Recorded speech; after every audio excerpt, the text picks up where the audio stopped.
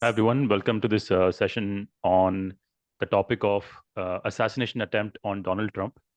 The cause is it problematic gun laws, or is it dangerous or polarizing rhetoric or the social narrative around this whole situation, which is the reason for the assassination attempt on Donald Trump. Just to offer some context on this, on Saturday, you must have known this. Like Saturday, there was a attempt on Donald Trump's life when he was speaking on a rally in Pennsylvania, and it almost like was a miracle that he survived this. And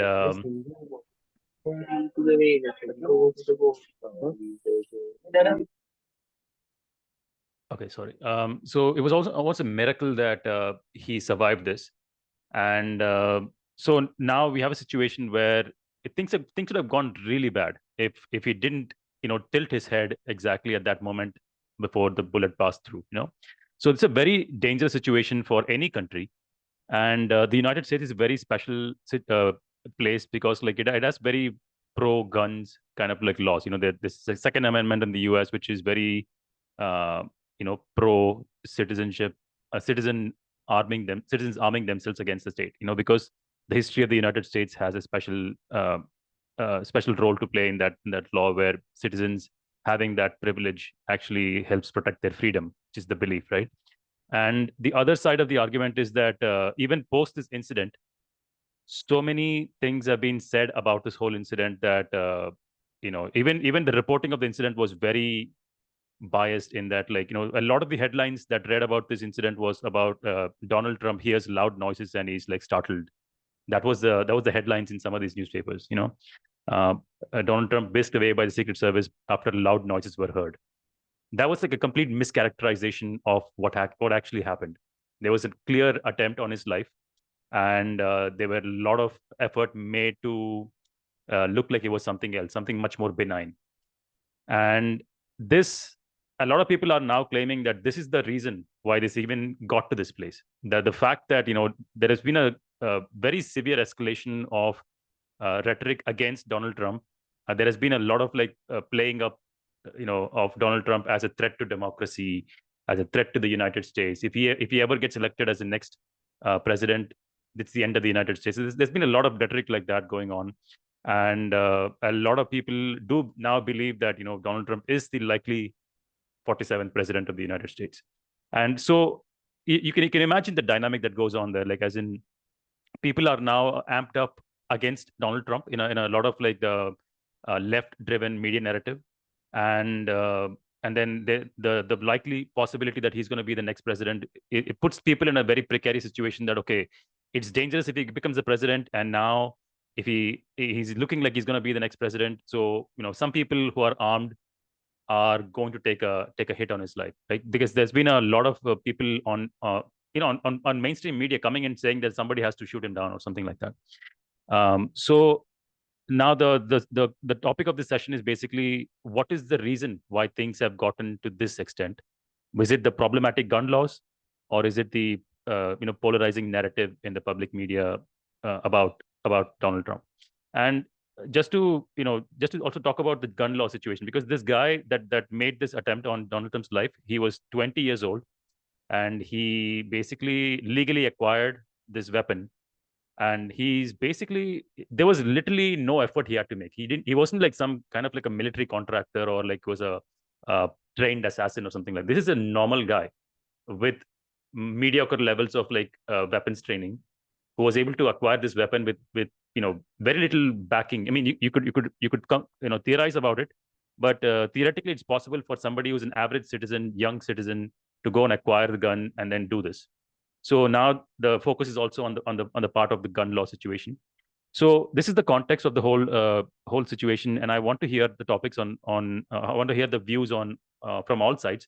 And there were some discussions earlier about like how this could also be the reason. I mean, the reason for this being also political, uh, some kind of like a political conspiracy behind this. Somebody drove this person to do this, and it was politically driven as well. So I would love to hear from all sides of the situation. So yeah, I think we can get started. I think that's sufficient context there. So if you want to get started talking about this, please raise your hand and we can get started. So yeah, Prince, go ahead.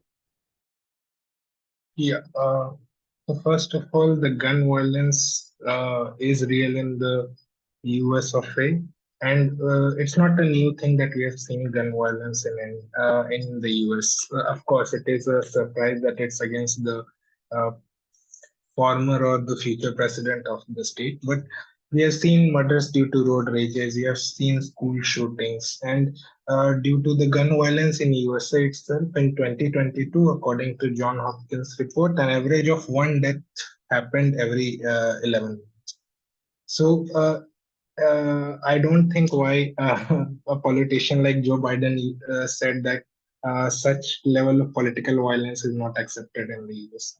But adding to that, such unsophisticated attempts should have been stopped. I guess Raghav really shed a light on that better than what I could have. But this also, kind of puts a crisis into the image of the law and order situation and the security situation of the state. Uh, a simple semi-automatic AR-15, which was bought legally by, I guess, the father of the assassinator, uh, puts up a lot of questions. Like, why do we need guns? Providing security is the job of police and army. This really makes me wonder if an army with $820 billion budget is not able to defend a nation of about 300 million people, then how an understaffed Indian military with a budget of mere $75 billion is safeguarding approx 1.5 billion people.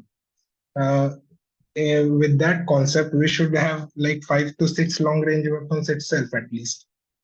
Uh, but some people do believe that guns are an important part of the American culture. But if that makes you feel safe or quote unquote free and independent, then get them short range weapons since it's for defense itself that has a range of 30 to 40 feet and not 200 feet like AR-15. I mean, why would you ever need that?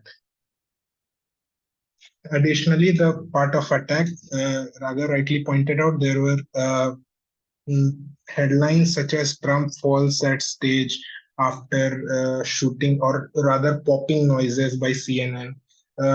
It was an attempt to make it sound like there were some kind of loud popping noises happening in the region. Now,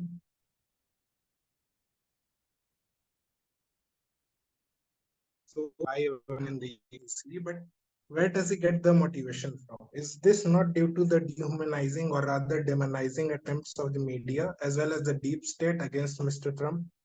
It makes me sad that there are several people from the teachers of UBC to elected politicians who have used words like too bad he missed and better shot next time, we can try better next time on public platforms, and they are, I assume, virtually going to get no ramifications for this. This also puts a question mark on the freedom of press that is usually put forth by the US of A, and the shallow nature of press freedom index, which puts a country like India at 159th position out of 180 and USA at 55th. And the extent to which the US media is compromised and how it is a simple black and white story where the CNN is not even shying away from trying to cover up an assassination attempt on a previous president of the USA is really shocking. Uh, yeah, this is it for me from now. Yeah. Thanks a lot, Prince. I'm really glad to see that there's so many people waiting to speak now. So let's go with the next person. Samar, please go ahead. Yeah, many crucial points were brought up. The one thing that I first like to address is, more shootings that occur in the US are of a non-political nature. The shootings that get the most headlines, that bag the headlines. Of course, there will be like political shootings or the school shootings. But if you consider both the political shootings or the school shootings as a percentage of the, you know the number of shootings that take place in any given year. They are like about some like 0.1%. It really is that much low. The number of political and the school shootings. In fact, going through the statistics, what I heard just like some 10 or 15 minutes back when I was researching this was like over a period of some 20 to 30 years, it was just an average of 10 school kids being killed every year. But if you like go through the headlines of the following any school shooting, you would get an impression that it is like uh, sending your kid to a school in USA. It is uh, almost similar to sending your kid to like a shady neighborhood where there is the more likelihood for the kid to for being harmed. It seems as that way. The reality is that there are like 7 crore kids, 7 to 8 crore kids going to school each day in USA, but the number of deaths due to this school shooting, it is about 10. It's averaging 10 per year. So like Uh, Samarth, are you sure yeah. about the statistic? Because I think from what I've seen, right, like there is a much more higher incidence than that. Are you sure about the statistic? Yeah, I'm sure actually. I can also send you the YouTube link where like where on a prominent podcast people are discussing about this very phenomenon and how like like if we tell kids that in fact going to school it is dangerous than it actually is. It is tantamount to like creating like unnecessary trauma in the minds of kids. It has come to a situation like that. So that's one thing. Uh, this is the major point that I want to highlight, and also the another point is like how this most of the shootings they are in fact non-political. Like we have thousands of people getting killed by firearms each year, but uh, what is the number of people getting killed due to political violence? It is in any given year. I would venture to say it is less than like 50 even. So the more troubling concerns is that how are we going to address the larger question of guns in the US? And coming to that question, like the another statistic is there are more guns in US than there are people. So if there are like approximately 30 crore people in the US, there are slightly more guns, it seems. And also the vast majority of the gun crimes, they are not perpetrated using an assault rifle. So even that is one of the more sensationalized and misleading things that that the vast majority, like more than 99% of the crimes that are committed, gun-related crimes, they are done by using these pistols, revolvers, and shotguns. But then if you go through the news, it's like the assault rifles, they are like fundamentally, they're like unfairly blamed, and it is portrayed as though the the revolvers and the shotguns, they are like defensive weapons, and this assault rifle, it's like an offensive weapon. So that's the general impression that people have. Whereas if you look at the ground reality, this handguns like these revolvers and the pistols, they are very much used as a offensive weapon. As I said, like most of the gun related crimes, they are committed through these small weapons. And so banning the assault rifles, it doesn't get to addressing the root of the problem, is what I heard. So the whole issue of mitigating gun violence in the USA, it becomes so much more harder given these statistics. How are you going to remove all of the handguns from American society, all of the small arms? because that is what it takes to, to reduce drastically the number of gun crimes. And if you're going to really attempt that one, it will be a nigh impossible task. You know, this task of getting rid of all of these small arms from the US people, because it is a virtually impossible task, and people will be very reluctant to let go of that one, because the many Americans, although they do not consider holding the assault rifle, those kinds of gun as a fundamental right, they do believe that they're entitled to holding these small arms as a fundamental right, and which is guaranteed by their constitution.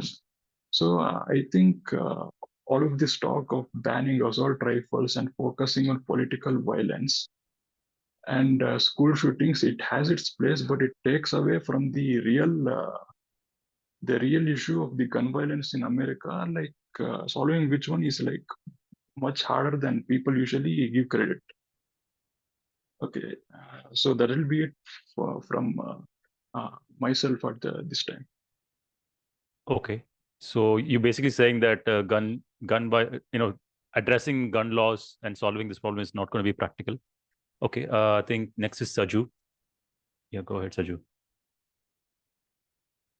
So beautifully presented by the previous two people, and it is a very complex problem. But I will tell you something. The solution is actually quite simple, very simple, and it has been implemented in India. It has been implemented in many places also, which is to regulate guns, right? And in India, you cannot buy a assault rifle. But in the US, you can buy an assault rifle like as if you are buying milk from the Kirana store. So I think previous speaker told clearly about this problem. So how to solve this? Solution is simple. You just ban the assault rifles, ban the sniper rifles, right?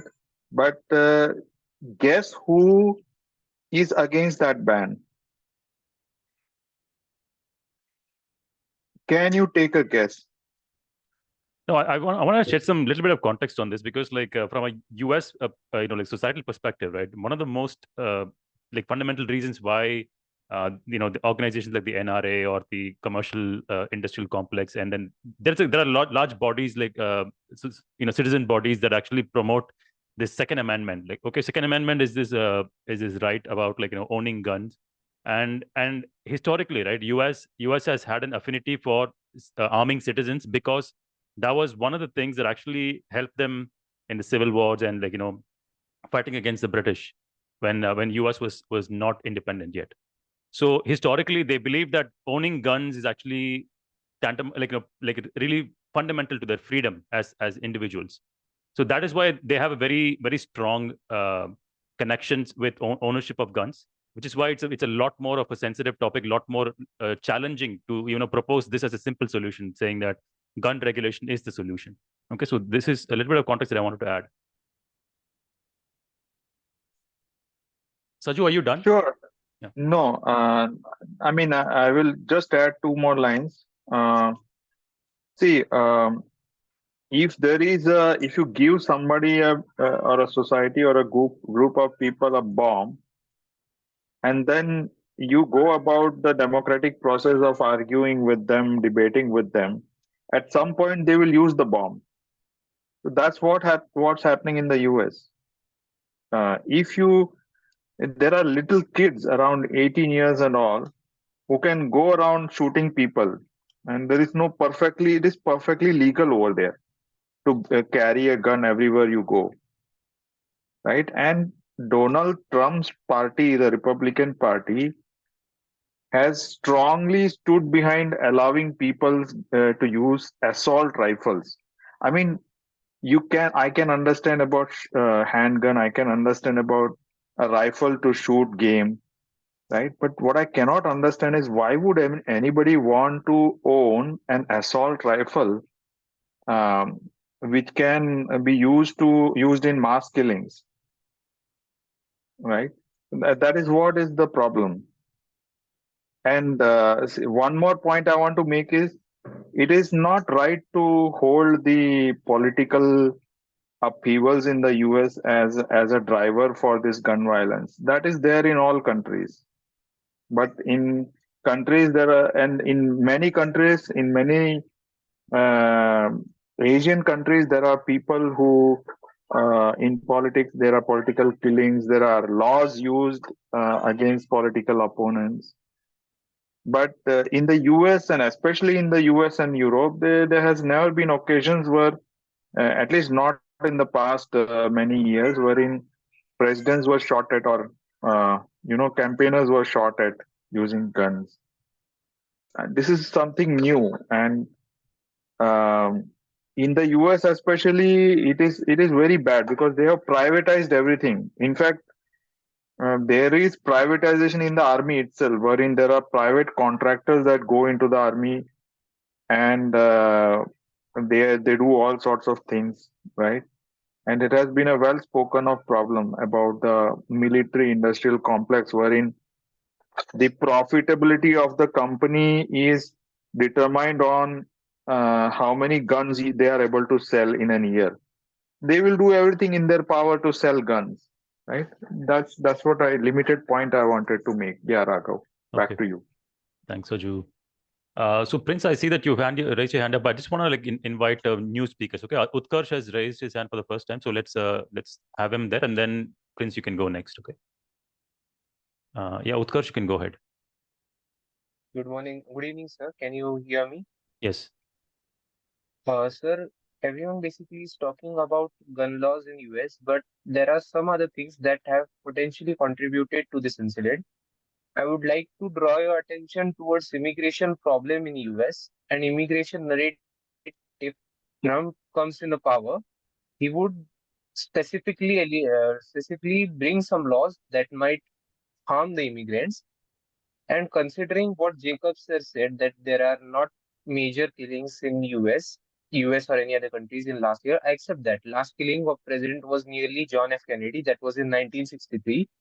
But sir, the thing is that now, when immigration problem rises, and immigration from countries which are suffering in civil war, and people are which are coming in, they are totally radicalized, and they don't have that sense, or they don't have that capability to think about the what is right and what is wrong.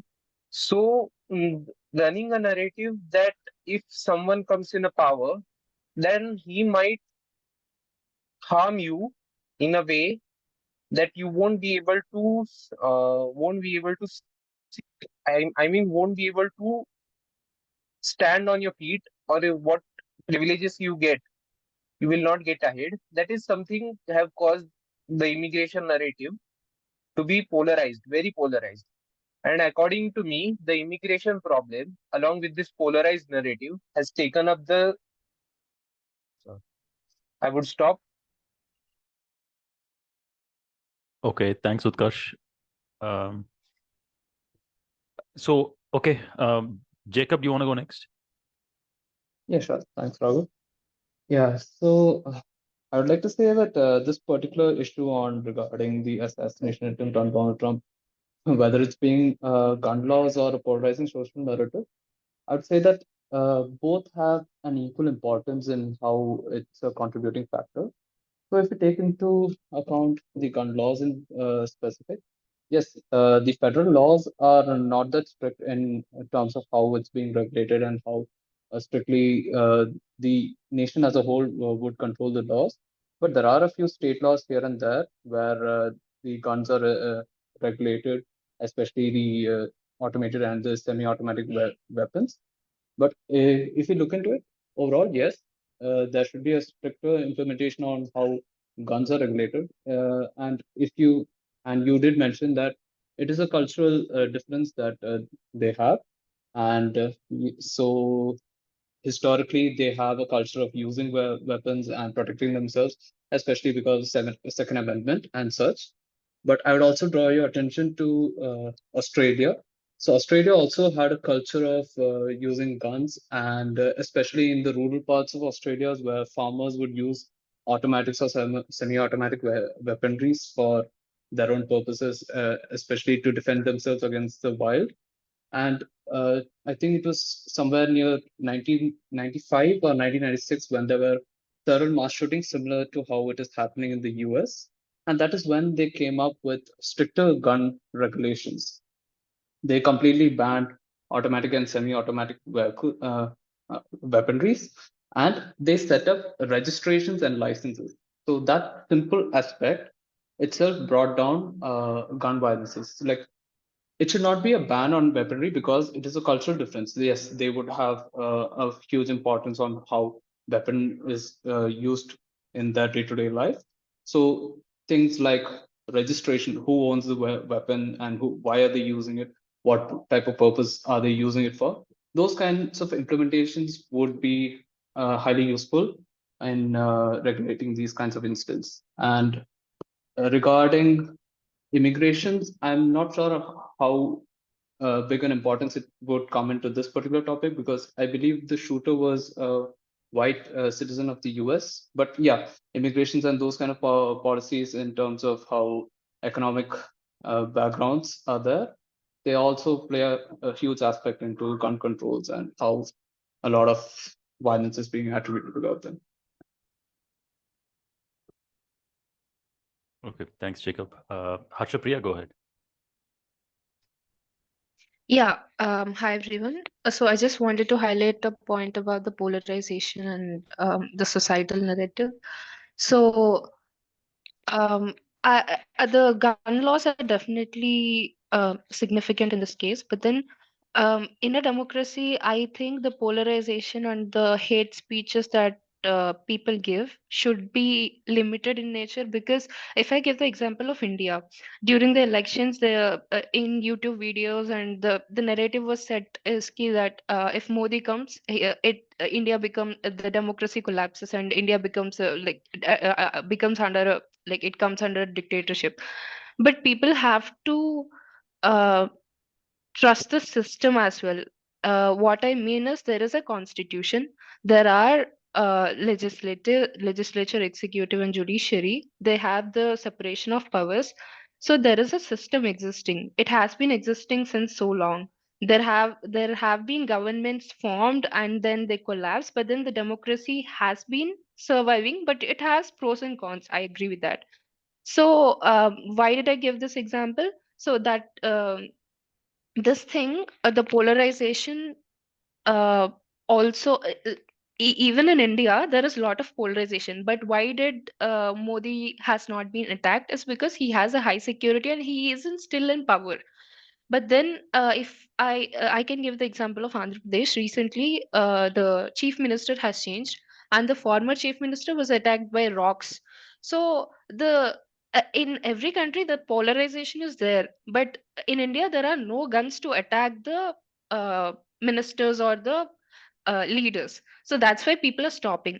So the root cause lies in the polarization that the social media is making, and then the other opposition party is making. So I think that should be also limited to some extent. It has to be a constructive criticism over the policies, but not literally giving hate speech against the other opponent person. So that is my view on this. Okay, thanks, Harshapriya. I want to let Prince go next because he was already raising his hand. So, Prince, do you want to go next, and then Saju can go next? Yeah, sure.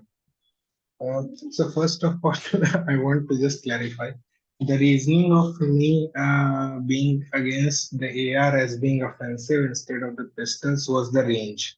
That pistols usually don't exceed a accurate range of 100 meters, and most rifles have an accurate range of about 500 meters.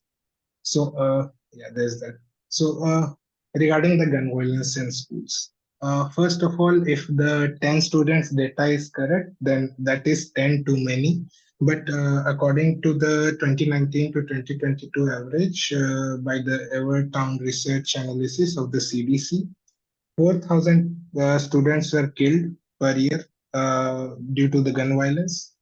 Now 4,000 just as a number looks pretty less, but again, if we go a little bit more into the depth of the issue, then 17,000 more students were wounded, and in total, about 3 million children were exposed to shooting due to gun violence per year. Now, understand the psyche of the parents in these situations where sending your sending your let's say sons or daughters or whatever they may be, that is literally like throwing them into a lottery and trying to see that okay whether they come today or not, whether there's gun violence in my school or not. It has come to the point where in some areas the gun violences are not even reported because it has become like almost a daily occurrence now. If we go just by the death tolls, then how many people were killed due to political violence in Russia? Some might argue none, because no one is directly killed in the streets of Russia. Are you going to consider Alexei Navalny a case of political violence? No, he died in jail. That was a natural death due to health reasons. So it's not just that when it comes to political assassinations and things like that. Now, I'm very thankful to Harshpriya for the equivalence. Rightly said, the same condition is in India, where leader of opposition is publicly seen appreciating the people who threw a slipper on Mr. Modi's car during the Varanasi rally, or people appreciated the fact that a CISF Jawan slapped Kangana Ranaut. Now, I don't like her, but as a citizen of the nation, I'll never support such uncivilized actions like use of violence. In February 2022 itself, in Firozpur, Punjab, a group of farmers was successful in blocking the way of Prime Minister Modi for about 20 minutes. It was such a security breach, no matter the intention, but Prime Minister Modi was seen taking a dig at the local CM by saying, "Thank your CM that I was able to reach the airport." So, of course, whenever the gun violence happens, whether it happens in India or in the USA, there might be some societal things related to it, but of course, the demonizing factors and the dehumanizing attempts by the press also plays a huge role, and this narrative is also a very major reason for the political violence. And I assume the previous presidential candidate that was killed was Ronald Reagan, and that he was also from, I guess, Republican Party, if I'm not wrong. So yeah, Ravi. All right, thanks, Prince. Saju, please go ahead. I think Prince covered most of what I wanted to say. I think Prince was speaking just now, right? So I Yes. wanted somebody to check what rifle was used and all that. So like, what was the distance? It to me, when the news report came out, it really looked like a Russian misinformation event, wherein they create a small event and then run with it for misinformation campaigns. And I felt like that. But anyway, but I wanted to make a different point. See, um, there is polarization everywhere. It is a part of politics. But the way to remove polarization is the media. And the comparison with India is a false equivalence, because in India, the media is totally biased in whoever is in power. So this time, since past 5 years, it was BJP, and there was zero airtime given to the opposition parties. That is one. And the second thing is there is a heavy, heavy legal action against opposition people using frivolous laws. For example, there is a law in India in which the police doesn't have to show the evidence, whereas in the US that's not the case. Even if Trump was convicted, he was given legal options, and he's out on bail. He never spent a day in jail actually. right? So it's a false equivalence to compare with India. So Trump is able to roam around and campaign and do all sorts of things, whatever he wants, because that's the system allowed by the Democrats in the US, right? The Democrats allow it, and they have that ethos in them. Yeah. Okay, thanks, Saju. Karsh? Sir, I would just like to state that from recent things, like just Priya said, the Indian elections and elections around the world are getting influenced by the foreign parties to run their narrative, or they want someone into power that may benefit them in future. So, sir, I would like to say that gun culture is, of course, a bad thing in any nation. And like you said, they had history. Yes, I accept they had history. But when the thought that I have gun to protect myself get converted that I am powerful because I have gun, that is where problem starts. This problem gets combined with the narrate polarizing narrative of something that may harm the person who has the power or who has the gun. He or she, of course, acts according to what he thinks is accurate and what he thinks is right. So, in last few years, in US itself, we have seen a very much narrative and social change, a social change in terms of genders, LGBTQ. People are open towards immigration. Some people are saying that, oh no, narrate immigration is bad. But sir, the thing is that now that this political assassination attempt was not just the thing that social gun violence have created, but it was a combination, according to me, it was a combination of two, three things together, and that have impacted the Trump. That's all I would like. Okay, thanks, Utkarsh. Yeah, Janak, go ahead. Just a minute, I'll take a minute. Meanwhile, if somebody else wants to speak, they can speak.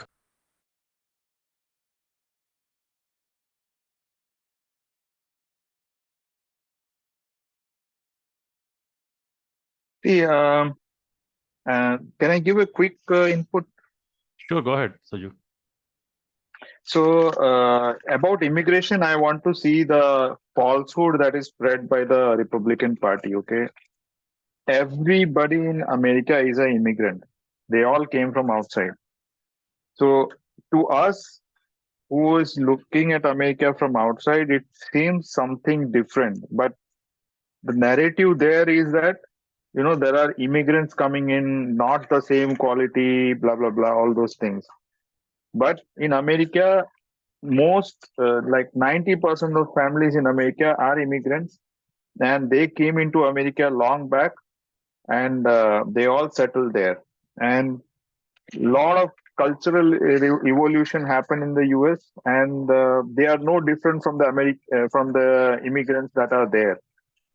What is also like we should all understand is that because of the uh, lack of support from the Republican Party, the US government policies have taken a backseat. Actually, there's a lot of policies that have been vetoed by the Republican Party. Like, for example, uh, the education loan is a huge problem in the US, which is currently being imported by the Modi government into India. Like the cost of education is rising rapidly in India as well. Uh, so that has reached the very large proportions in the US, and a bill was brought in to give freedom to the generation of kids who is graduating from the US. But the Republican Party shot it down, right? And most of the funding for the Republican Party comes from NRA, which is the Association of Companies that Manufacture Weapons, right?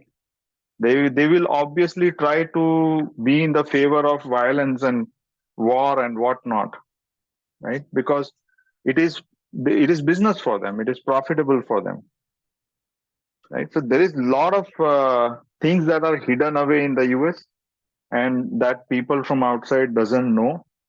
And another one more fact is um, simple life-saving medicine like insulin is out of reach for the majority population in the US.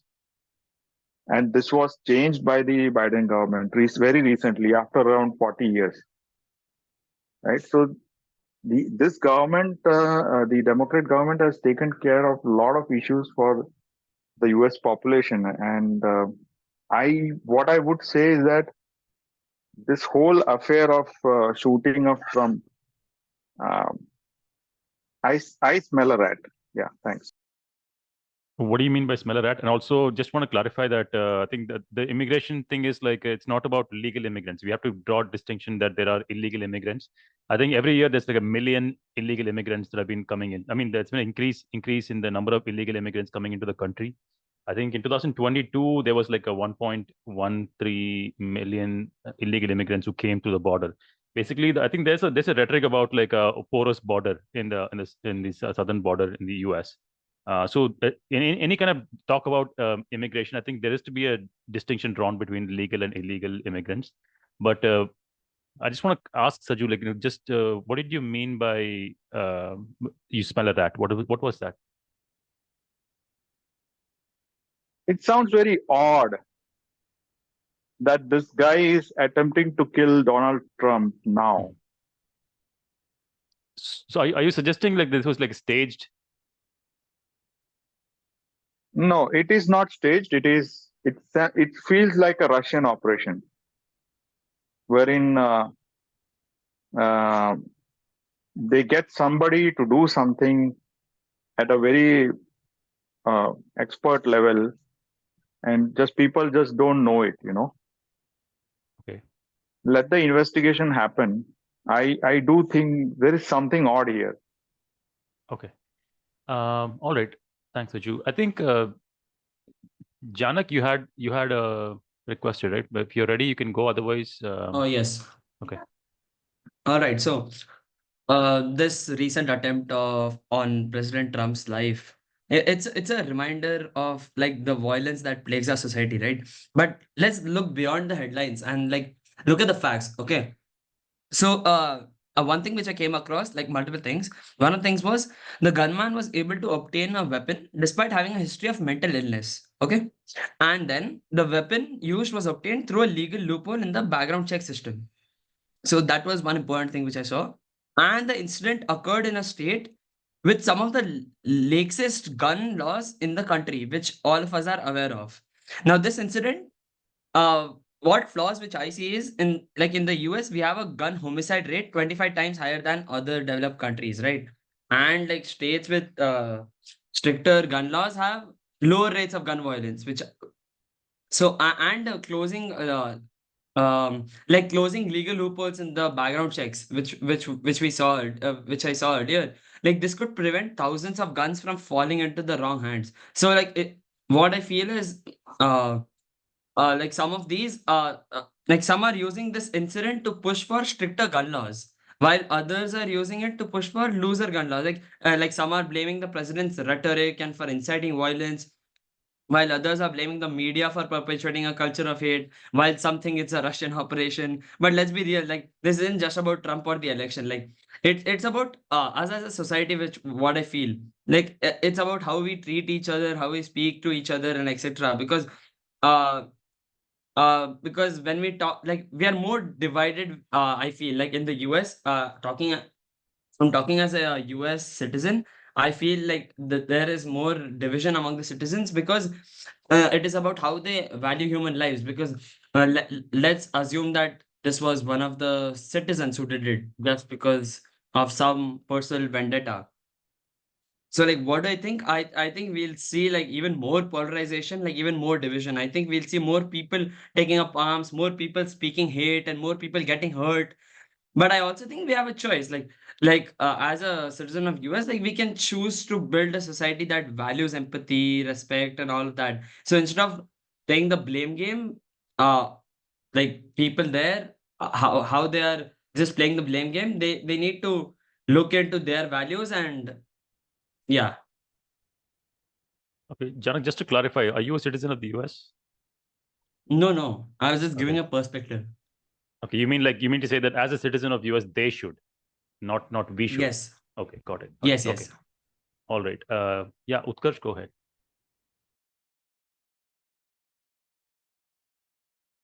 Sir, as Seju sir said, there are no permanent.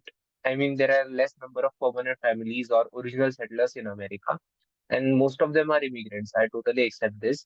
And US is basically an immigrant country because it was founded very late, and most of the people there are were nomadic tribes.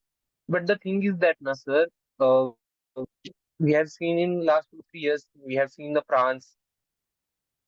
People get violent with a narrative, and those who create the violence or those who burned down the France were mostly immigrants from different countries and war zone countries. So legal and illegal immigrants is an issue, raising a concerning issue in US, also in India. I accept that, and along with that, gun culture or violence is heavily promoted in US. But again, I would like to say that when the feeling of I am getting protected because I have gun, to feeling that I am powerful because I have gun is all issue. It's social issue that what society thinks about owning a gun or having a gun. And also when it get combined with the fear that someone will come someday and we may push out of the country, we lose our privileges. Like if illegal immigrants also now in US they get some stipend or some stipend, they get some stipend. So losing privileges to something that you are gaining in free hand over a nation that you don't have coming from other nation is something that raises the fear in minds of people. And also, like Janak said, the man was mentally ill. So take that this is a very dangerous thing that gun culture has been promoted, and to the extent that it is now getting very much we are getting very much visuals of what it can do in some if someday civil wars gets around or something like France issue happens, what would be scenario in America is beyond our imagination.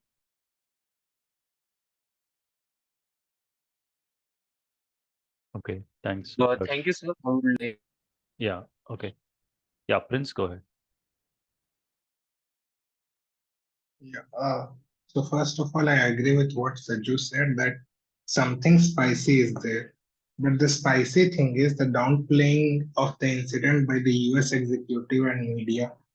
Everyone has already said it, loud popping noises and Trump fell down. Where we have seen that the shooter was allegedly shot after 8 rounds were fired by the assassinator. The sniper who was there for the protection of the US president or the former US president was not given order to shoot by the seniors before the 8 rounds were shot.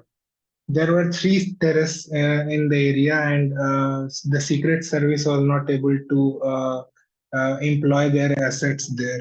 Uh, uh, I'm not saying that the Secret Service is not capable, but either this is incapability or deliberate attempt by the deep state to get rid of a specific person.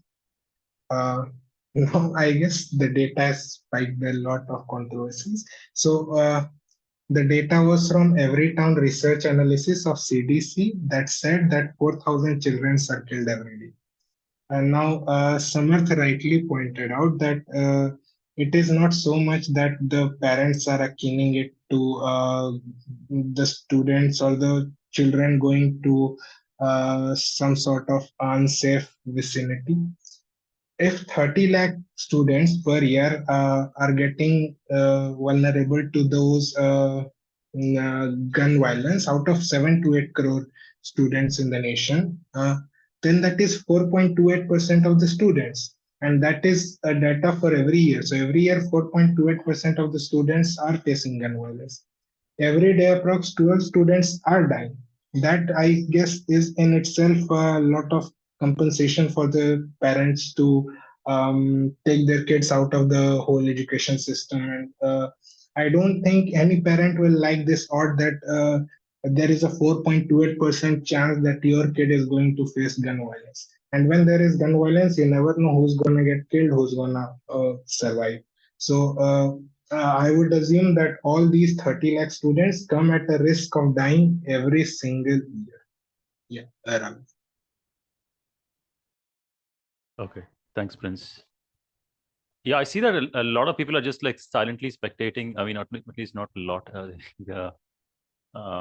I think that somebody who's joining from the iPhone, maybe they're quiet. But yeah, I would like to encourage all of them to participate. Saju, please go ahead. Yeah. I had the specific point which I wanted to mention. Yeah, immigrants, right? Illegal immigrants. So, Raghav, have you observed that whenever somebody from the US speaks about illegal immigrants, they always give a number. There are too many illegal immigrants, right? That kind of number. They are able to do that because the US actually knows how many illegal immigrants are there. There are many people who come to the US on visitor visa and become something called the illegal aliens, right? So there is a word used for immigrants, such immigrants, illegal immigrants in the US, and that is called undocumented immigrants. Okay, and there is something that escapes our scrutiny, which is undocumented immigrants do not receive state services, right? They have to work hard, and there might be a small population of undocumented immigrants which try to participate in criminal activities, but most of them they work hard and try to send money back to their home country. Okay, um, and they try to contribute to the American society in some way. There may be propaganda saying that this illegal immigrants has to become zero and all that. But the reality is, in any country, there will always be illegal immigrants because they sometimes don't have the documentation, right? And the choice is on the state whether to treat them kindly or whether to treat them as criminals, right? So there is a way to look about it, but yeah, that is the fact. Yeah. No, but I think we're kind of deviating from the main topic here, which was this event that is a historical event, right? Like the assassination attempt on Donald Trump. Yeah. Sorry. Yeah, we are deviating. Yeah. So now, let's circle back to the original point of contention here, like the regarding what is the cause of this. I think we've heard from a lot of different perspectives, but in my mind, I think there's still like, I think majority of the people are leaning towards the rhetoric about, the fact that the media rhetoric is also toxic. But I don't think there's any conclusive statement on this, and I would love to bring the attention back to that. And if anybody else has anything point specific to that particular point, I would love to hear more. Yeah, Samat, please go ahead. After this incident happened, like a couple of days afterwards, we had President of USA, Joe Biden. He said in a press conference that there is absolutely no room for political violence in USA. He just ruled that out, that political violence is ever, it's an acceptable form of violence in US culture. That's what he said. But one thing I would like to point out is the fact that USA itself, the founding of the USA, it was done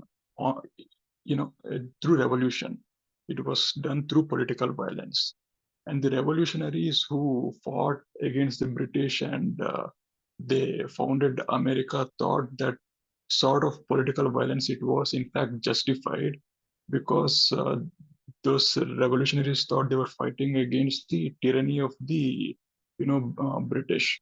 So I see this kind of confusion expressed by President Biden in his address and also by many people commenting around this issue when they say that that political violence is like absolutely ruled out, when what they should have said was political violence is justified under some conditions, But in this particular instance of, you know, the attempted assassination on Trump, it is unjustified because he did not pose a threat to democracy. They should have formed this like clear and logical and coherent argument. But if they are going to say that President Trump, in fact, he's not a danger to democracy, and that is why political violence against him is not justified. If they are going to say that one, they will have to backtrack on all of their previous comments. Because since the past like 4 years since Biden came to office, they've all been saying that Trump is posing an existential threat to democracy. Some variation of this phrase is used regularly by left-leaning politicians and the media. So I think there should be some clear uh, thinking around this one. Like, is political violence justified when democracy is being threatened by some party? And in this particular case, whether Trump and his supporters, do they actually pose a threat to democracy? If you hear the many of the left-leaning people, they in fact they believe so, and they give the example of how after Trump failed to win the last election, he kind of incited a mob to attack the U.S. Parliament building, where the process to elect the next president, that formal political process, it was going on. So I think we need to have a discussion and come to conclusion about whether in fact Trump poses an actual threat to democracy through his previous political through his previous actions and speech, whether that January 6th riot can actually be considered an insurrection, whether Trump he actually promoted that one, and if these are true, in that case, does violence against him become justified? Because if you do not address this one and just be uh, uh, like dance around these issues, then it will seem sort of like we're just like reacting impulsively to the moment. Or previously we thought he was like a threat to democracy, but now that actual assassination attempt has been carried, and we see how horrific it is. Now we are like emotionally saying like, uh, we are against this kind of violence. Uh, yeah.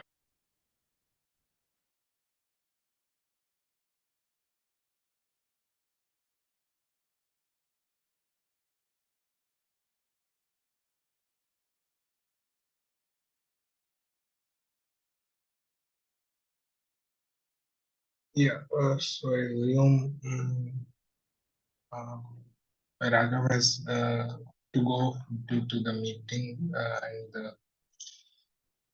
and that thing. So I guess I can go ahead, and then if anybody wants to go after me, then they can raise their hands. So yeah, Sir, uh, I have some points. Can I please, yeah, repeat? please, yeah, please. Uh, Sir, like previously, a member in debate said that political agenda have also been got in the side of Trump, and now there is a war between Republicans and Democrats. Who is right, what is wrong, or right or wrong.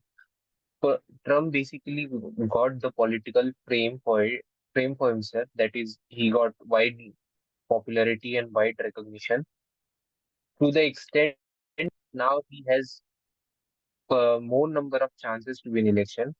I would like to say in that in this particular case of assassination now, it reminds me of Pulwama in India. That is, people just before elections, there was attack, and we just bashed the thing, and there was a public sentiment all over the India that someone has attacked the we cannot just stop and watch our soldiers die. And PM Modi has gained political influence due to this, and it impacted the election. I would not say in a great extent, but it impacted the politics of India. In similar way, this incident is going to affect the politics of US too. In case of PM Modi, he just taken the chance to to attack that. And I am not saying that it was anyway India's political stunt to raise the Modi or any of the thing. I am totally with my soldier. But in case of America, now there are wide theories spread about it. And yes, there are some fishes. There are some bad smell from this issue because it is too good to be true, sir. I mean, the 8 rounds were fired, and what US Secret Services was doing was is this the greatest nation, greater budget? So that's the point, sir. There is something fishy into the matter.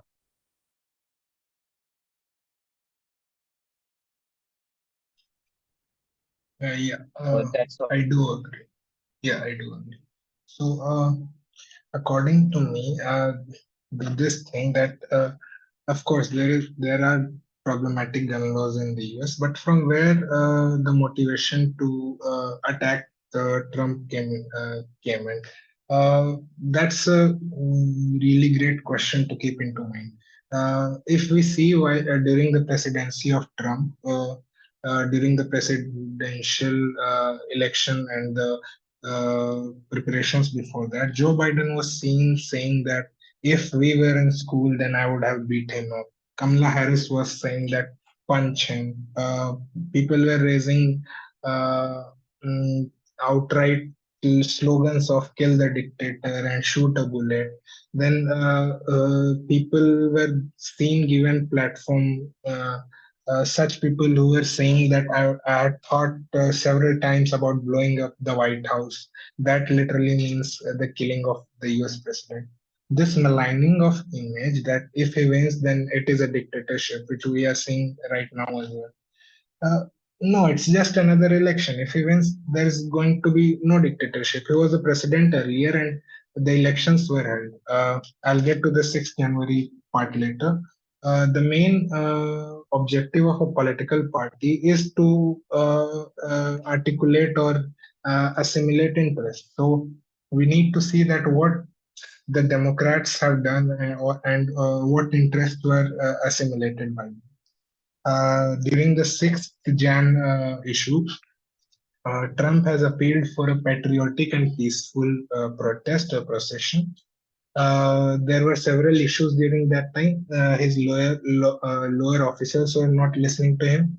He was a departing president. He had no authority or power over anything. So it was clearly seen that it was a deliberate attempt to use that speech to even tarnish that image even further.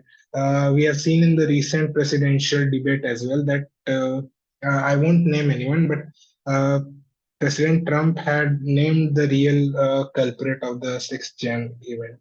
And we need to look at this even more seriously, this assassination thing, because this represents a global issue. Whatever happens in the US, the world follows. Yeah. If anyone wants to speak, then they can raise their hand. Sir, I would like to keep some point. Again, as you said, sir, it is always pointing towards something that we are afraid of speaking. But yes, we need to understand that the narrative run by leaders, when it comes with an unlawful or people with an psychology of harming someone. And again, I am stating the thing that when you have gun, feel protected. Feeling gets changed into when I have gun is lot more dangerous to the civilization, to countries across the globe. In India, people don't have very much access to the gun. Again, there are some exceptions in such as JNK and UP, some parts of UP. But in America, gun culture is most widely accepted because of Amendment 2. But when this social security status gets changed into something else, and when the narratives are run, like you said, I will blow up the house. When these all things get in a combination, it makes a perfect recipe for destruction of someone. And the political attempt that was according to me, is same destruction recipe. And there is also an point placed in a debate by someone that, Russia would have some influence in this attack. I would like to say that during Trump period, US saw great success with Russia, and it was only Biden's term when Russia invaded Ukraine, and Biden just pushed it. There can be a number of reasons for that. He may have his own profitability, or he may have something to do with his agenda. But again, my my observations are coming towards only one thing, that it is not a single case issue of gun violence or or a political narrative, but it is combination of issues combining and making this recipe for destruction. And they mostly include gun violence, immigration, illegal immigrants with a ideology of harming, or that these are imposing their right in the nation, which is not there. That there's someone said that immigrants are working hard. Yes, I accept the immigrants are working hard, but even a smaller number, gun population of 2 guns per man, could raise a significant issue, or could create a greater impact on democracy within the country, with a country that has strict gun laws and political control over population, or law enforcement control over the thing. That's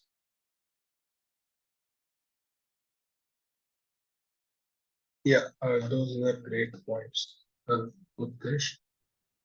Uh, Samath, I guess you want to go ahead. Yeah. My impression of this incident is, I am split between saying that this assassination attempt, it took place due to government and due to the security agency incompetence, and saying that the security agencies, they were themselves complicit. I am split between this one. If I say it is due to security agencies being complicit in them, it sounds for majority of people as though I am, indulging in some conspiracy theory. But the thing is, the situation is so that the security agencies in USA, they are very much driven by a partisan agenda. So that is very much the reality. Although the rank and file members of the security agencies, they might be patriotic people who believe in democracy and rule of law, the higher ups in those security agencies, they have a certain partisan agenda. And it seems as though from all of the things that has been happening in the years leading up to this one, that Trump and some of the his supporters, what they sought in America, it was against the agenda of this, this higher ups people. And you might argue that this deep state, it does actually exist in USA. It is not just some conspiracy theory, but actually there is a group of people in the security agencies and in the big business, and especially in the various branches of US bureaucracy. They have their own agenda, which is against the will of the American people. The will of the American people, it will be represented through whom they elect. But then the will of the deep state, that will be many a times counter to the American public. So it is the will of the people, it is being again and again thwarted by the deep state. And in this particular instance, they might very well have acted to bring down Trump through these extrajudicial means when all of their previous attempts have failed. By the previous attempts, I mean the judicial attempts to imprison him. Those were all, they were failures to many extents. All of the various cases against him, and now that he was set to become the nominee for the president, like they thought, he would be brought down through these illegal means. So this is a possibility that I am not just willing to dismiss as saying this is sort of like a conspiracy theory, which is like indulged in by like innocent people. I wouldn't say that, because that is the nature of you know the the organization, the deep state organization. It's like immoral, and it's powerful, and it has its own agenda, which runs contrary to the majority of American people. Yeah, that's it. Yeah. So when we are like speaking conspiracy, then of course, Utkarsh rightly pointed out that the theory of Russia does not really fit in, because Trump is literally a gold egg laying machine for Russia, and I don't think the Russians are so politically literate that they'll try an assassination attempt on their biggest asset. Now, of course, the deep state point raised by Samuel is really interesting, because uh, in the bureaucracy as well, and in the military affairs as well, we have seen in the old Trump administration that the core team of Trump was also, kind of against the whole idea of the Trump's way of dealing things, and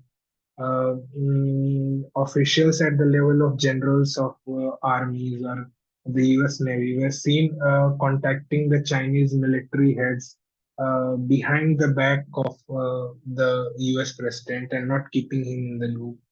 So yeah, there is some sort of mm, unacceptance by the bureaucracy and the deep state towards Trump, or I'll say rather any Republican candidate, because they are a bit more conservative and they always attempt to kind of cut down on government expenses, and huge amount of layoffs in the governmental sector happens. So uh, yeah, I assume those could be some of the reasons for the. Prince, you brought up a very good point about one of the reasons that they would be like Trump would pose an existential threat to this deep state is, as you pointed out, the conservatives in general, they want like a smaller state. They want a state with less influence over the lives of average people. And if their like ultimate aim of the conservatives is to over time reduce gradually the size of the government, then what will happen to all of these bureaucrats who act as mini dictators? Their interest of the bureaucrats, it will be to perpetuate their power, right? And you can, of course, it will be like the bureaucrats and all of the the servants of the state. They're not actually servants of the state or the servants of the people. In reality, they'll be like self-serving people who want to grab onto power perpetually, and that means like being against the agenda of the small government conservatives. So you brought like a very good point why these two groups of people would be in opposing each other. Yeah. Yeah, and I do assume that the current bureaucracy has, I don't know, adopted a lot of the Weberian idea or not, but they have definitely adopted the point of Weber where he says that the bureaucrat should focus a lot more on the personal or professional employment and career growth pattern. And so yeah, that plays a huge role, right? As you rightly pointed out. Yeah, Utkarsh, you have anything to add to that? It is same thing again that I would like to say that everything that comes in forward now always have dual perspective to itself, like the assassination of Trump. It can be case of n number of possibilities, because scenario that is currently forming in world are very much different. Would like also like to bring attention towards another thing that in recent times India is forming a peace alliance with Iran, and global scenarios are pointing towards a greater change.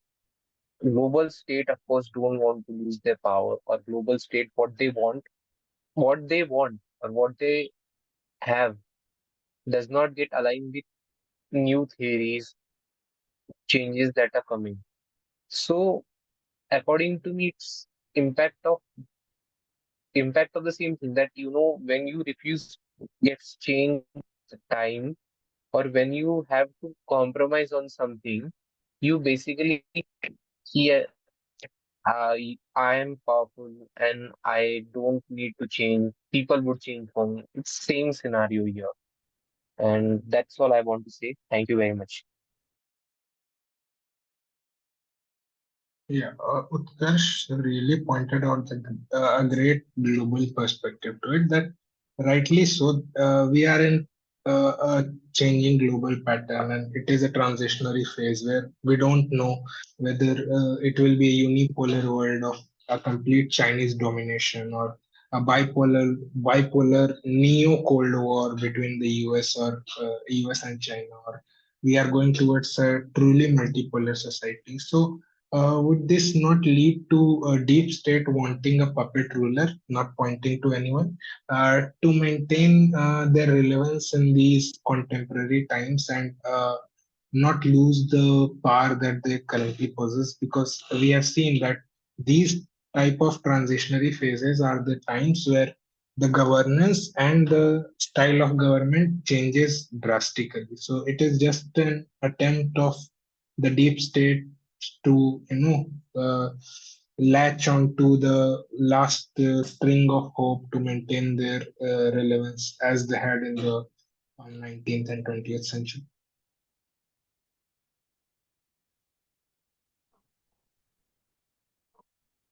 Yeah, you mentioned about this transitory phase, that is definitely happening.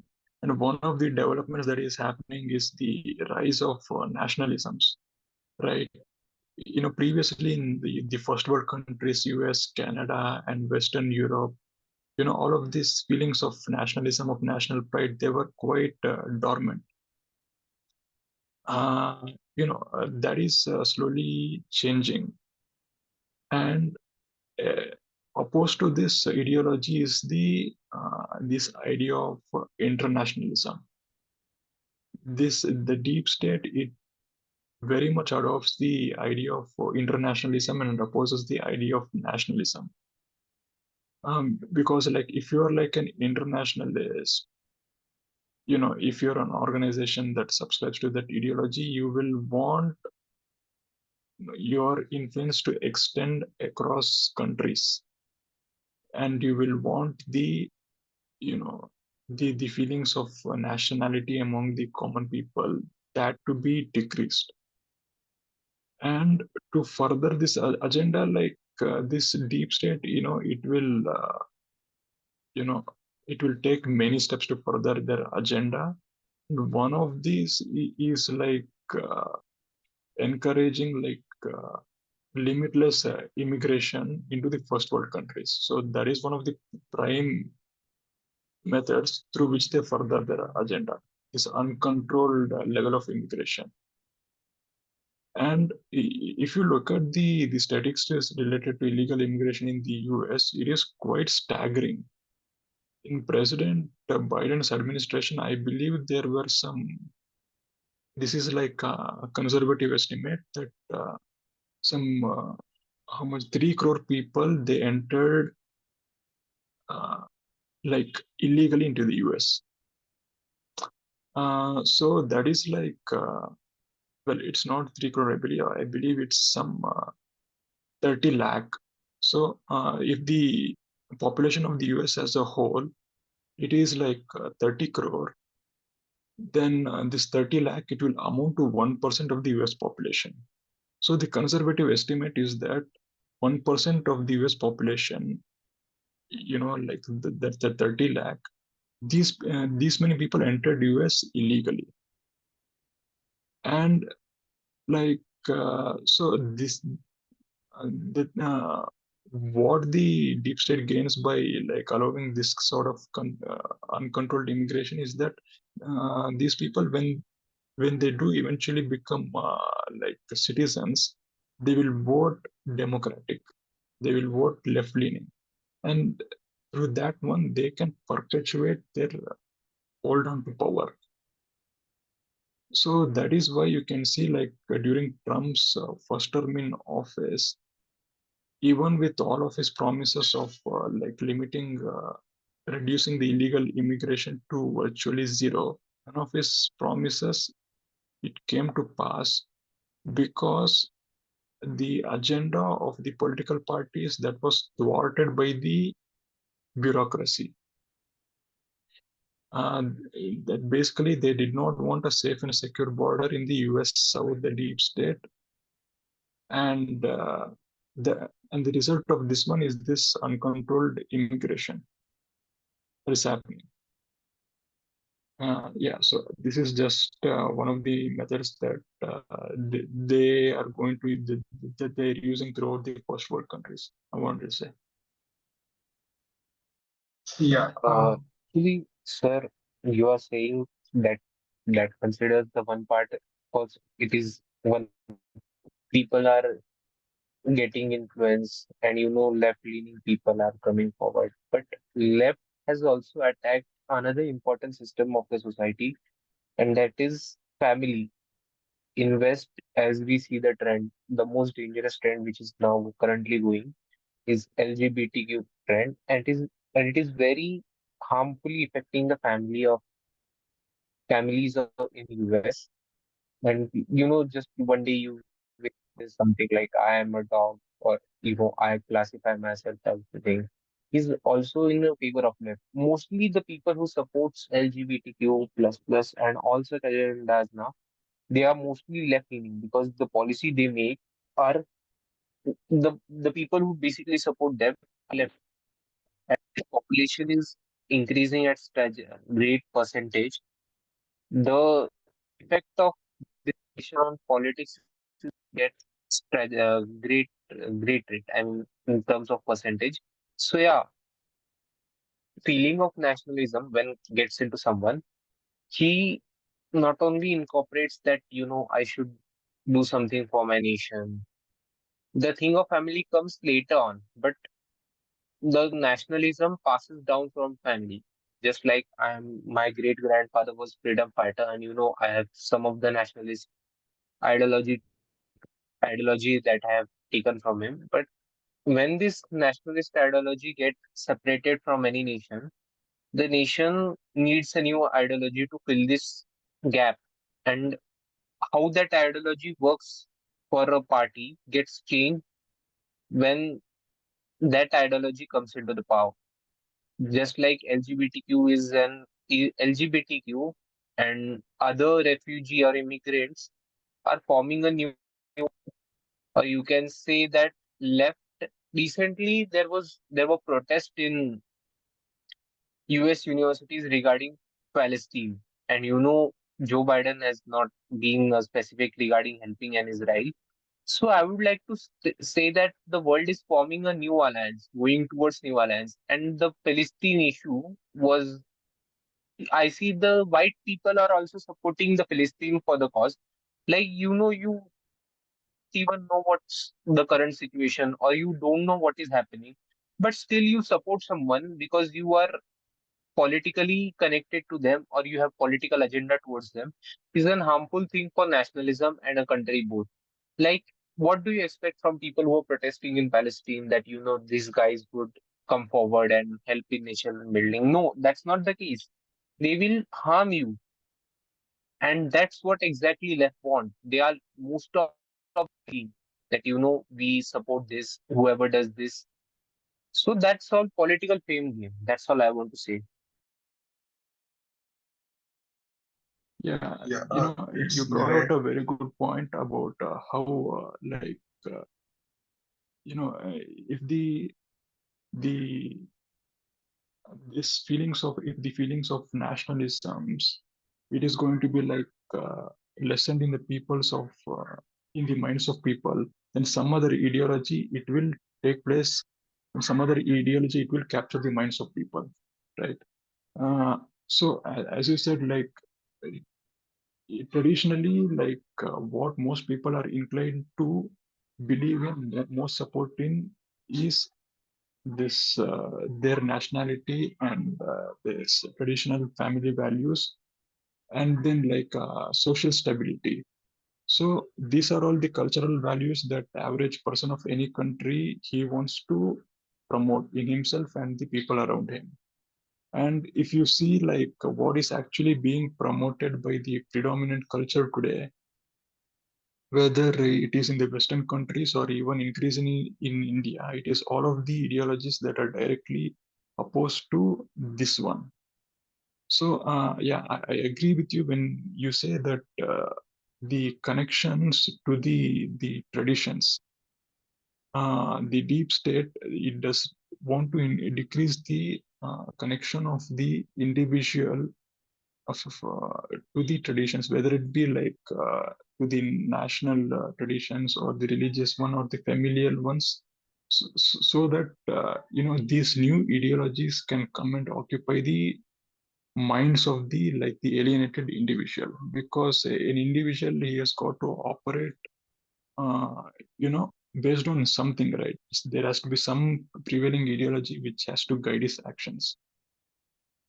Yeah. So yeah, so I will say that much because I do not want to drag this on much longer. Yeah, that's it. Yeah, that is what I wanted to say, that it's so heartening to see so much interest on the debate that's going to happen on this Saturday. Topic: increased individuality will lead to societal degradation. So I won't speak much on that. I'll reserve my opinions for Saturday. But You I just got that wanted, coming, right? That particular topic. Yeah, very great. yeah. Yeah, very, So very timely, very great and appropriate topic. yeah, a great transition. But I wanted to get your both of your opinions on whether this attack on Trump, if we subscribe to the this whole narrative and the rhetoric conspiracy theory, then is it going to act as a watershed moment in even the European countries where we have seen that natives have become a minority in big cities, whether it's the UK, whether it's London or Paris or the Hollands and other places apart from Warsaw? So is it like going to You, act as a, you know, as an inducting factor? this particular event, it might accelerate things a bit in driving people towards this feelings of nationalism and towards preserving the heritage. It might accelerate this one a bit, but nevertheless, even if it did not take place, this particular event, I would say it is inevitable that the natives of the first world countries, especially European ones, they will put up a fight, to preserve their demography and culture. It's just inconceivable that any group of people who have contributed so much to human civilization, they would just lay down and die, for just their demography and culture to be obliterated. It is, I think it's kind of inevitable that some kind of a resistance will be put up, and whether who will come out on the winning side of that resistance, that is very uncertain. And also the impact of this particular event on that larger trajectory, this particular assassination, that larger trajectory, this impact also, I would say, that is uncertain. But I find it quite inconceivable that any group of people who have their would just lay down and allow for their ancestral lands and culture to be obliterated. Yeah, because I know as an Indian, I would not allow that one and would do everything within my power to resist that one. And the majority of the Indians, they feel the same way about their nation and culture. And I would imagine that the majority of native people of Europe would feel the same way about their nations and culture. Very good point, sir. I would like to add that, the fall of right-wing government in London, the one of the most important decision I see that, passing on illegal immigrants to Rwanda that created an violence. Also, there was an Lok Sabha member who was, writing a letter, political letters for political asylum in US, Canada, and you know what? At what price he was writing the letters? The people were mainly disowning their countries to go to the first world countries, and going there, they didn't do any such important work or the work of significance. They were cab drivers mostly. I don't bad smash any cab driver here, but the thing is that now societies get when societies come under tension or when cultures come under tension at some point in time, at some point, they surely backfires. And in past 2 3 years, there has been significant rise in right wing political government in Europe. As we all learn from the history, Europe is peaceful just for last 60 70 years. And before that, they were having lots of bloodshed over there. I mean, world wars are fought from Europe only. So yeah, according to me, the thing of that they would fight towards this thing is going to an increase, and such incidents of political assassinations are also going to get a increase in coming up future. That's all I need to say. Yeah, because I also concur that these kind of situations could, kind of act as a catalyst for the whole thing, and it could maybe lead to more political violence in the European nation. But regarding to the M- MP's situation, at least now we know how much a US citizenship costs, and it's pennies. Nice to know that. So, yeah, mm, I know there are many theories related to it, but I guess uh, most of us would agree that whatever happened shouldn't have happened, and this is definitely going to be a huge turning point in the history of the globe that we currently see. Yes. Yeah, we'll see about that one. We'll wait and see. Time will tell everything. Time will clarify everything. Right.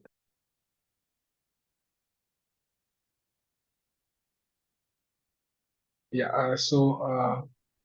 Is there any further points, or should we go with concluding statements?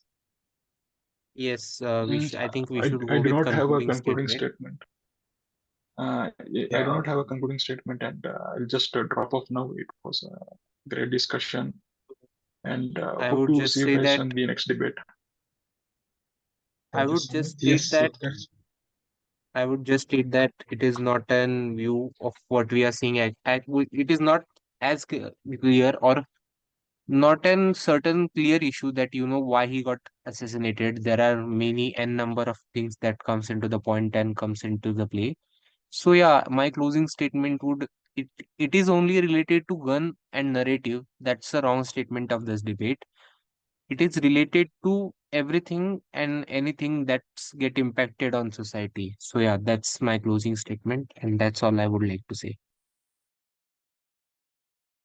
Yeah, I'll just stand by saying that Ronald Reagan rightly said that if fascism ever comes to America, it will come in the name of liberalism.